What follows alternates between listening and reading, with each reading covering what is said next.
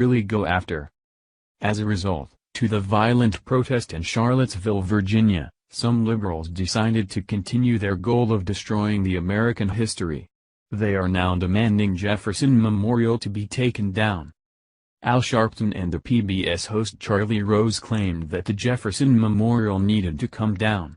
They explained that Thomas Jefferson, founding father, the one who wrote the Declaration of Independence, owned slaves and that was offensive to Sharpton.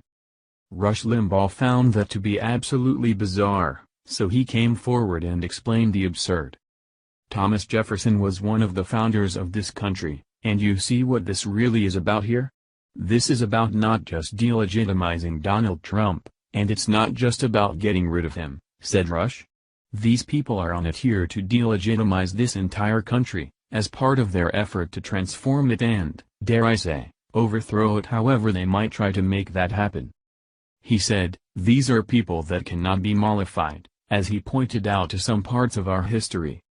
And their whole argument resides on the notion that it hasn't changed, that there still is, for all intents and purposes, slavery, Rush added.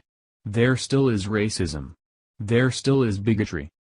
And now it's been joined by a bunch of Nazis and Klan members, and the Klan was all Democrats, and the segregationists in the South were all Democrats, he continued. I'd like to ask a question about this, for those of you on the left. You want to tear down the statues of Robert E. Lee and you want to tear down, now, the Jefferson Memorial if you're Al Sharpton. But you want to get rid of all of these monuments that have been erected to people and events in our nation's past, tied to the Civil War, which you find horribly, horribly offensive, and you want to get rid of all vestiges, said Rush. Well, at what point are you gonna realize that you also have to disband the Democrat Party? He asked. If you're gonna really succeed and follow through to the end on this mission, you've got to get rid of the Democrat Party, and you have got to wipe a bunch of people out of it. He then pointed out that some well-known Democrat were from not too long ago were racist and bigoted, and even open member of the KKK.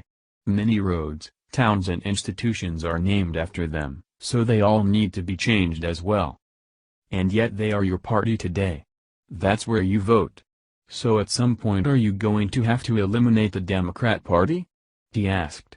If you do, if you cleanse all of these uncomfortable and painful reminders, the statues are down, the roads are renamed, all of these monuments are gone, how is your life on that day made better? How is your standard of living impacted? How is your overall degree of happiness measured? And I guarantee you they haven't thought this far because that's not what any of this is about, he stated. We're dealing hip deep with an unhinged irrationality that has the full-fledged support of the American media, which remains the organizing power today that projects the power of the American and the worldwide left. Sadly, intellectual honesty isn't something familiar to the Democratic Party, that is why they are not demanding for these names to be changed. Thank you for watching this video. What do you think about this? Share this on Facebook and Twitter along with your comments.